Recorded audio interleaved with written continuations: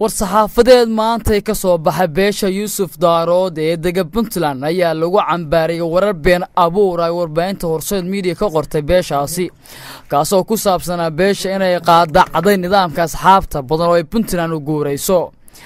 wararkaasi been abuurka waxaa sidoo kale lagu daabacay Daynila iyo Horseed Media iyadoona laga been abuurtay beesha Yuusuf Daarood oo lagu tilmaamay inay ka soo horjeedaan maamulka Puntland ee talada haya odayaasha waxa afkooda ku hadlay oo warbaahinta la hadlay wasiir ku-xigeenka wasaaradda duulista hawada iyo xildhibaan Axmed Jaamac Cabdulle waxayna si carar looga soo horjeedeen hadal been abuur oo Horseed Media ku faafisay barteeda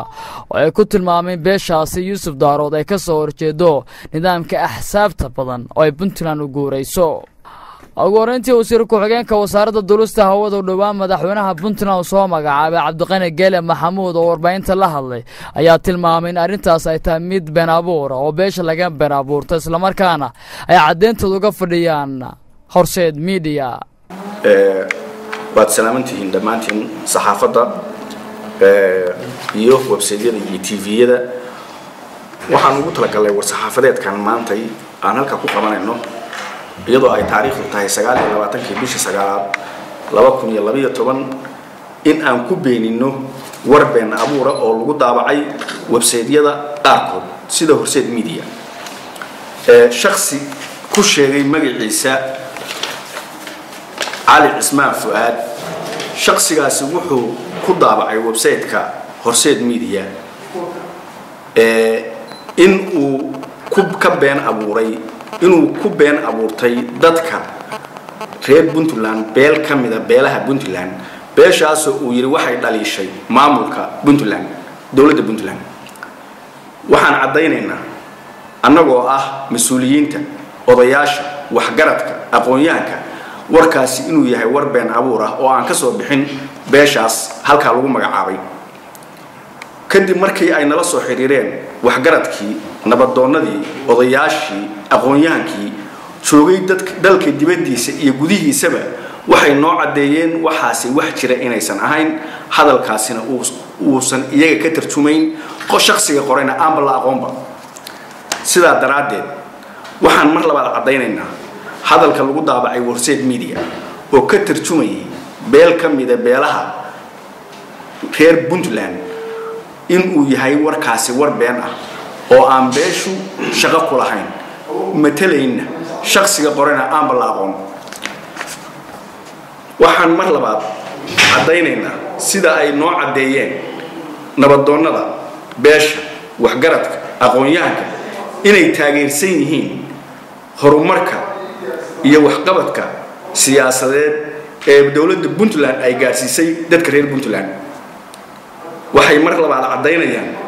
in beeshu ay ka mid tahay reer Puntland oo tahay Puntland isla mar ahaantaasna ay tahay tiirarkii dhistay Puntland tiir ka mid ah oo aad u weyn waxaan ka doonaynaa website-ka daabacay warkan been abuurka ah oo u eg wax kala dilaya bulshada wax dhaawacaya sumcadda beesha wax u geysanaya magaca qabiilka wax yeelaya nabadgelyada iyo horumarka waxaan ka doonaynaa website-kaasi inuu keeno cadeyn iyo cidii ka dambeysay waxaas hadii uu keeni waayo waxa la tiigsanayaa sharci sababtu waxa weeye waa dambi culus oo aan la isu dhaafi karin waana wax waxyeelo ka ah oo ama ku ah ummadda guud ahaan gaar ahaan beesha magaceeda la xusay oo beenta laga sheegay waxa jirta cadeymo badan oo nabadoonnadii iyo aqoonyahanadii ay geeyeen idaacadaha iyo website-yada qaarkood oo ay hadalka ku beeninayaan waxaan u cadeynaynaa dawladda Puntland iyo ummadda reer Puntland warkaasi inuu yahay wax aan waxba ka jirin oo aan sal iyo raatoona lahayn dadka qorayna aanu tuunsanahay xataa inaysan ahaynba beesha laftigeeda ee doonaya inay dadka isku diraan ama Puntland laftigeeda iska horkeen ka sameeyaan salaanka dib waxa weeye sida wasiirku u sheegay waxaanu shirkan jaraa'id u qabanay war been abuur ah oo lagu soo daabacay Horseed Media oo la yiri waa bayaan ka soo baxay beesha Yuusuf Daarood waxaanu idin sheegaynaa warkaas oo lagu daabacay website-kaas oo dad badan oo beesha ka tirsan magacyadooda lagu qoray inuu yahay waran waxba ka jirin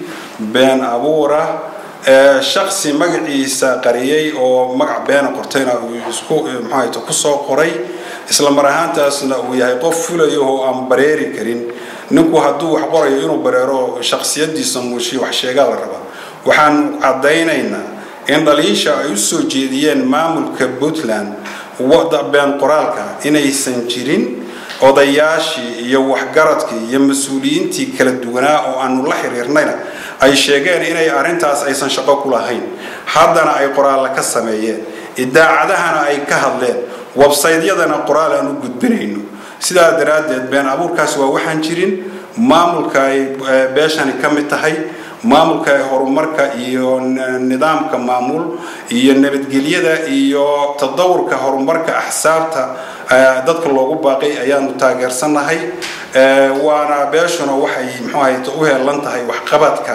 danaha Puntland iyo Puntlandnimadeeda sidaa daraadeed waxaanu leenahay warkaas waa been waxna kama jiraan ciddii xadgudub samaysa oo sharciyadu ku xadgudubtana sharciga la horgeynaya arinta waa baarayna waana ka daba tagaynaa ciddii ay ku cadaatana sharcigaanu la tiigsanayna way xadgudub sharciyeed bay samaysay been abuur bay samaysay waxaan jirin bay samaysay arintaas ka daba tageedana waxa weeye jawaab baan laga bixin doona xagga sharciyada waxaanu soo dhaweynaynaa maamulka waxaanu taageersanahay wax qabadkiisa waxa ugu dambeyntii warbaahinta Horseed Media ayaa muddooyinkii la soo dhaafay daabacaysay warar been abuur ay ka qorayaan beelaha dega qaar ka mid ah gobolada Puntland iyagoona ku tilmaamay inay ka soo horjeedaan nidaamka axsaabta badan ee dimuqraadiyiinta oo ay guddiga doorashooyinka ku meel gaarka madaxa bannaan ay gacanta ku hayaan waxaa sidoo kale arrintaasi beeniyay gudoomiyaha gobolka Mudug oo ku tilmaamay wararka Horseed Media ay qortay inay tahay mid aan sal iyo raatoon lahayn oo tilmaamay in beesha محمود قاركود odayaasha ay ka soo horjeedaan nidaamka axsaabta badan cali cabdi casiis warbaahinta dunida oo magaalada Garowe